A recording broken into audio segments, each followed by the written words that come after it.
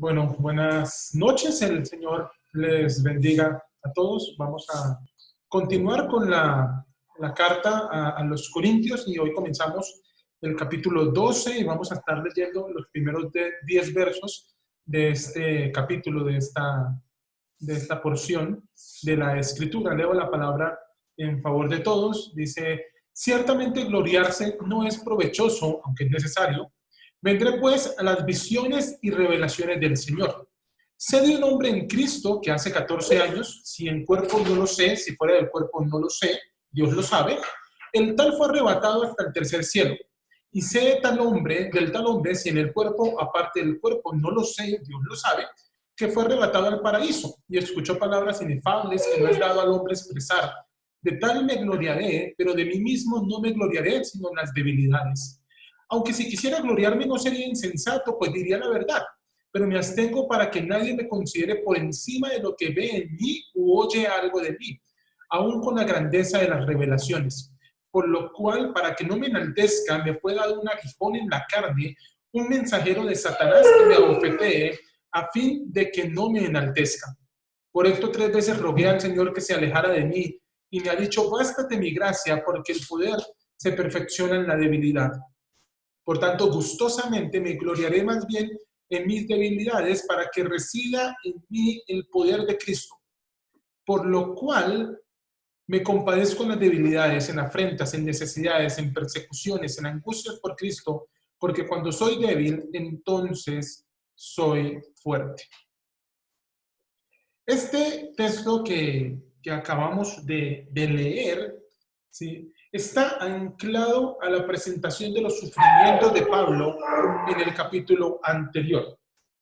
Pablo ha hablado de todas las cosas que ha tenido que sufrir por causa del Evangelio, todos los sufrimientos que ha padecido por causa del Señor.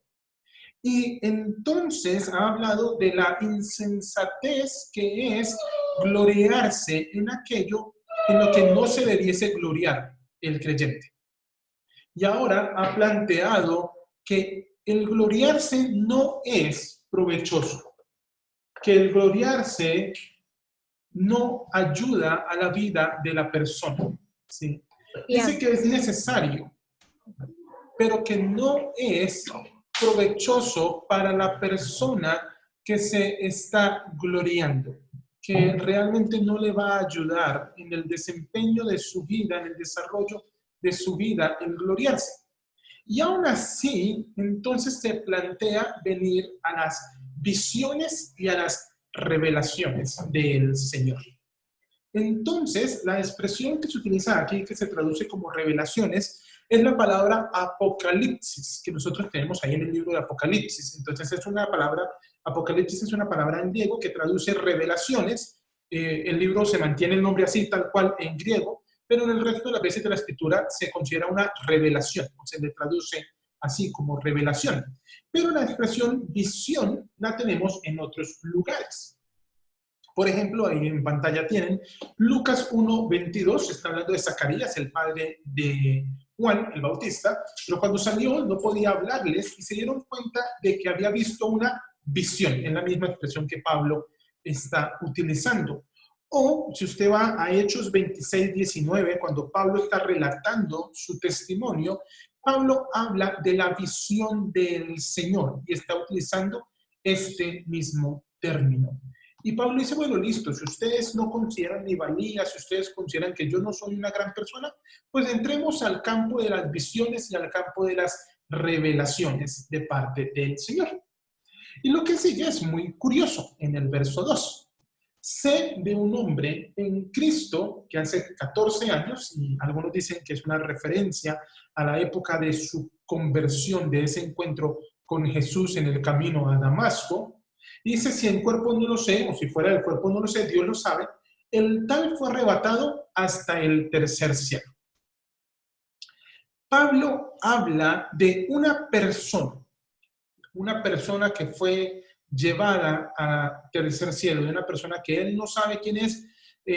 No dice, bueno, sé de un hombre, pero no sé si fue en el cuerpo, si fue fuera del cuerpo, no sé cómo fue el asunto, pero fue llevado al tercer cielo.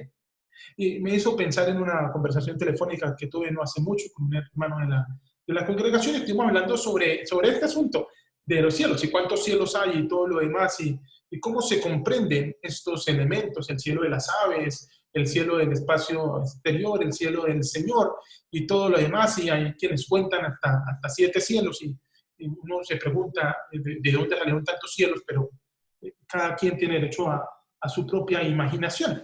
Pero ¿cómo entender este asunto de que fue arrebatado hasta el tercer cielo?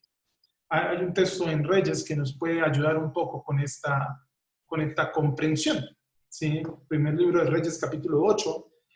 Cuando se está dedicando el templo, entonces en la oración de dedicación del templo, en este relato, se menciona, pero ¿morará verdaderamente Dios sobre la tierra? He aquí los cielos, y los cielos de los cielos no te pueden contener, cuanto menos esta casa que yo he edificado. Y es una expresión que está utilizando Salomón. Y básicamente la idea que se encierra en el mundo antiguo es que el tercer cielo, los cielos de los cielos de los cielos, es el lugar donde está la morada del Señor, es el lugar donde habita el Señor. Entonces Pablo no está aquí intentando establecer cuántos cielos hay en la creación de Dios. Está dándole a entender a las personas que Él está en el cielo donde está Dios, que Él fue llevado, fue arrebatado a la presencia del Señor. Entonces, verso 3, y si de tal hombre, si en el cuerpo o aparte del cuerpo no lo sé, Dios lo sabe, que fue arrebatado al paraíso. Nos lo establece un poco más claro ahora, porque ya nos dio la idea del tercer cielo, el lugar donde mora Dios. Ahora nos está diciendo mucho más definido, es el paraíso del Señor. Fue llevado allí y escuchó palabras que no le es dado al hombre expresar. Escuchó palabras que la persona no puede manifestar. Pero ¿de quién está hablando? Es parte de la pregunta. ¿Y qué es o dónde es este asunto del paraíso? Dos textos que nos pueden ayudar. Lucas 23:43, Jesús estando en la cruz, entonces Él le dijo, en verdad te digo, hoy estarás conmigo en el paraíso. Y es el texto ahí con los ladrones en la cruz, lo que uno termina llamando como el ladrón bueno en la cruz, es una contradicción, pero es el ladrón que se arrepiente, ¿sí? Que recibe el mensaje de estarás conmigo en el paraíso. Bueno, Apocalipsis, en los mensajes a las iglesias, el que tiene oído, oiga lo que el Espíritu dice a las iglesias. Al vencedor le daré a comer del árbol de la vida que está en el paraíso de Dios. Es el evento de la creación. Recuerden que nosotros iniciamos la historia de la existencia en Génesis con un paraíso, todo inicia en un paraíso y va a terminar allí nuevamente al final de lo relatado en el libro de Apocalipsis. Entonces se inicia y finaliza en el mismo espacio, en el paraíso, en el lugar de la presencia de Dios. Pero Pablo está hablando de lo que esta persona escuchó que no le es posible expresar. Y dice uno, pero ¿de qué le sirve a alguien escuchar cosas maravillosas si no las puede compartir? Y Pablo lo toma en el sentido de esto me puedo gloriar, pero de mí mismo no me gloriaré, dice Pablo, sino en las debilidades. Y lo que inicia en el verso 6 nos da a pensar a nosotros, nos ayuda a pensar, ¿sí?, que es él mismo el de las visiones. Dice, aunque si quisiera gloriarme, no sería insensato, pues diría la verdad. Pablo plantea la idea de este hombre externo a él, ¿sí?, como diciendo, bueno, yo me podría gloriar, pero yo no lo puedo hacer. He optado por no hacerlo, he optado por no gloriarme.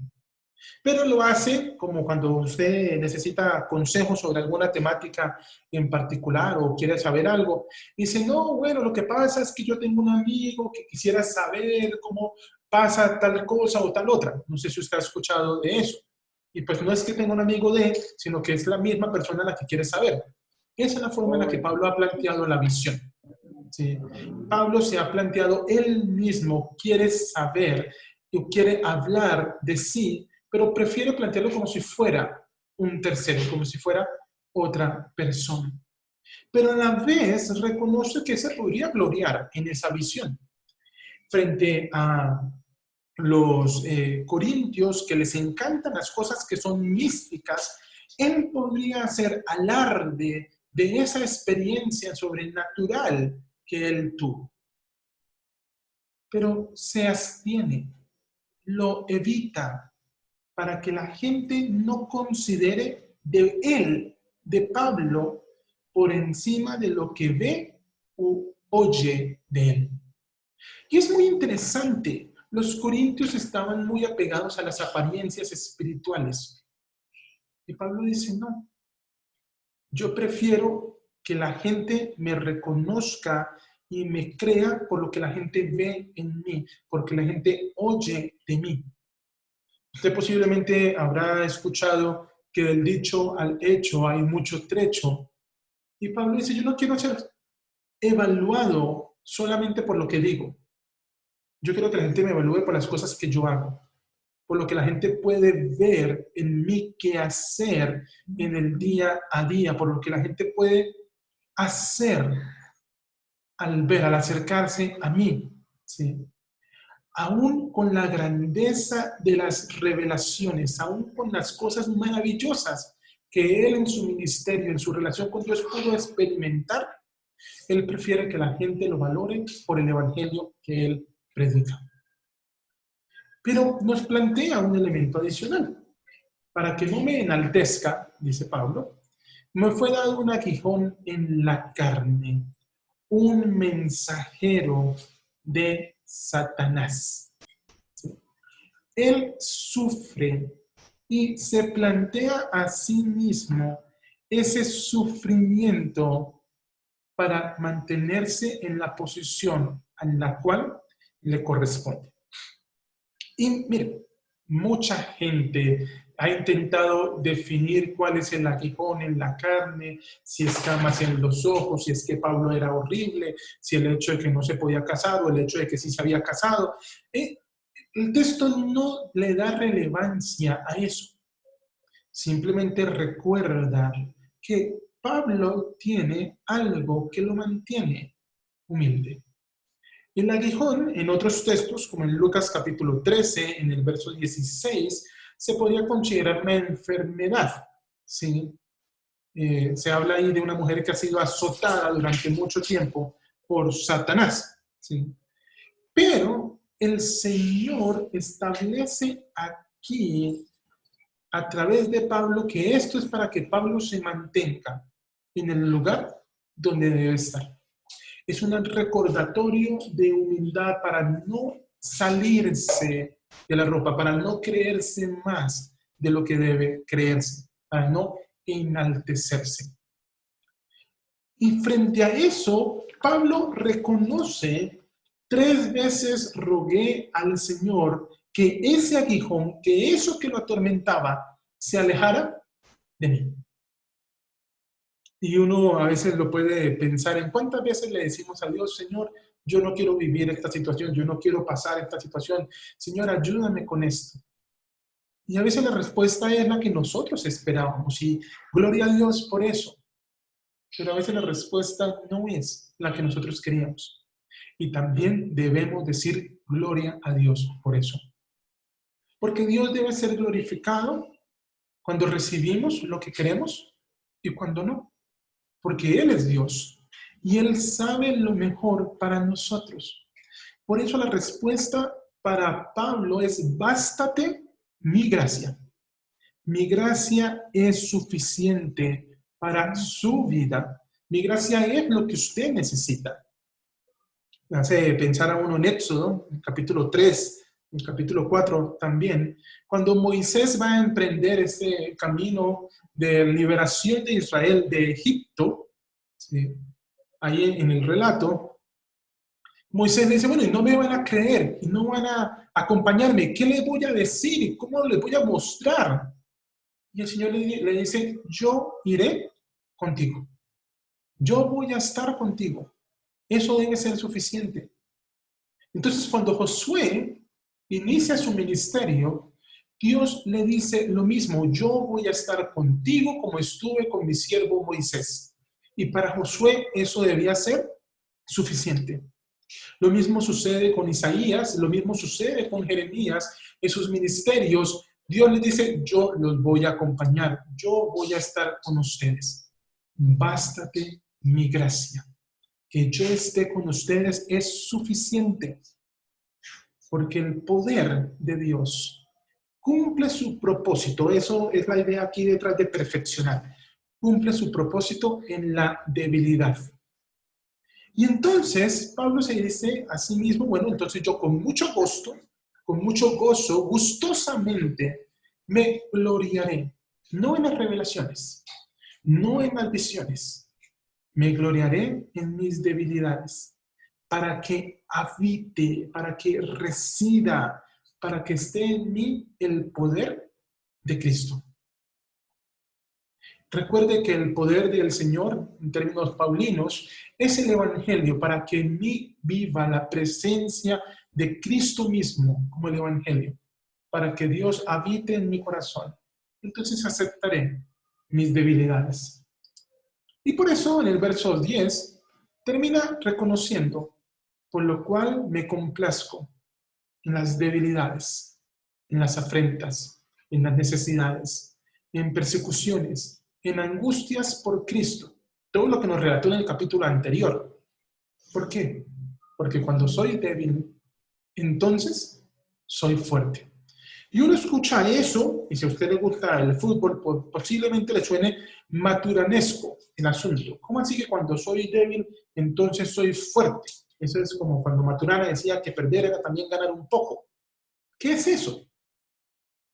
Cuando nosotros somos débiles, no tenemos más opción que depender de la fortaleza de Dios. Y ese entonces es el mejor estado en el que nosotros podemos estar. Es lo mejor que podemos tener, porque no se trata de nuestras capacidades, se trata de la obra de Dios. No se trata de lo que nosotros podemos hacer, se trata de la obra del Señor. Cuando nosotros somos débiles, entonces el Señor es más fuerte en nosotros. Así como cuando uno canta, que nosotros menguemos para que crezca en nosotros Cristo. Eso es lo que Pablo se está planteando aquí. ¿Cómo nosotros podemos simplemente ser débiles para que la fortaleza del Señor esté con nosotros, para que Dios esté con nuestras vidas? ¿Cómo podemos desarrollarnos allí? Hay 4 cosas que me gustaría que pudiésemos pensar entonces a la luz de este texto.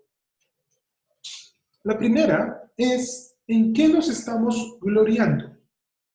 ¿En dónde radica la gloria que nosotros creemos tener?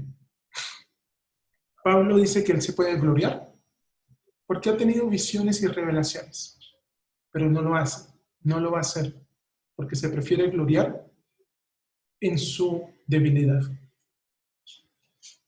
A veces los conocimientos, las habilidades, las experiencias especiales, místicas, sobrenaturales, nos llevan a pensar que nosotros somos mejores. Pero si en algo nos debemos gloriar, recuerden Jeremías, es en conocer, en temer, en obedecer al Señor.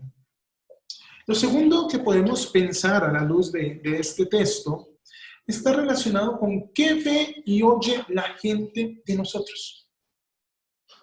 Pablo dice que no quiere que la gente se haga una idea más allá de lo que ve y oye de él. Y uno se tiene que preguntar, ¿qué es lo que la gente ve y oye de nosotros? Cuando la gente nos ve, ¿qué es lo que ve? Cuando la gente nos ve, ¿puede ver a Cristo? Cuando la gente nos escucha hablar, ¿puede escuchar algo que le anime a vivir? ¿O somos simplemente una persona más que habla lo mismo que hablan los demás? Nosotros vivimos como gente que tiene esperanza porque tenemos a Dios. Nosotros vivimos con gozo porque Cristo habita en nosotros. Necesitamos entonces que la gente que nos ve y que nos oye pueda ver y oír eso en nosotros, que pueda oír y ver el Evangelio del Señor. La tercera pregunta es si nos basta a nosotros la gracia de Dios, si es suficiente para nosotros la gracia de Dios. Y posiblemente si yo se los pregunto así directamente, ustedes dirían que sí, que la gracia de Dios es suficiente. Es la primera tentación que yo tengo de responder esta pregunta cuando me la hago a mí mismo. Pero cuando lo pensamos un poco más allá, a veces queremos sentirnos plenos con algo, con cosas que no es Dios, que no es nuestro Señor. A veces consideramos que no estamos satisfechos porque Dios no nos está dando todo lo que nosotros queríamos. No ha hecho o no ha respondido todo lo que nosotros esperábamos. Entonces, posiblemente no estemos considerando que la gracia de Dios sea suficiente para nuestras vidas. No estamos considerando que el Señor es el todo para nosotros. El cuarto punto, me gustaría que pensáramos, es preguntarnos si es fuerte Cristo en nosotros. A veces cuando nos molestamos por algo, uno tiende a decir, ay, no, es que se me salió el viejo hombre. ¿Sí? Y a veces no es tan viejo como uno debiese querer, al menos. ¿Cómo está el Señor en nosotros? Estamos menguando, nuestra vida cada vez disminuye en ese control para que el Señor sea quien nos controle. Estamos reflejando cada vez más a Cristo, estamos creciendo cada vez más a la estatura del varón perfecto, o simplemente estamos pasando por la vida como cualquier más. Pablo, a pesar de ser Pablo, decide someter su vida al Señor, porque entiende que sus debilidades, que en su sufrimiento, Dios es fortalecido, el Evangelio es extendido. No nos enfoquemos tanto en nosotros. Permitamos que la obra de Cristo se extienda a través de nuestras vidas. Entonces, ¿qué tal si oramos? Señor, te doy gracias, Padre, por tu palabra. Gracias, Señor, por la oportunidad, por la invitación que nos haces a someternos a ti, a reflejarte a ti, a no gloriarnos en nosotros, sino a gloriarnos en ti, en conocerte, en obedecerte. Gracias, Señor, porque tu obra es suficiente en nosotros. Gracias porque tu gracia es suficiente en nosotros. Ayúdanos a someternos a ti, a disfrutar con gozo de tu gracia, a dejar que nuestra vida esté anclada a ti. No por experiencias sobrenaturales, no por conocimientos, no por habilidades, porque tu obra, Señor, y solo tu obra es suficiente para nosotros. Bendito tu nombre, Señor, en Cristo Jesús. Amén. Que el Señor les bendiga.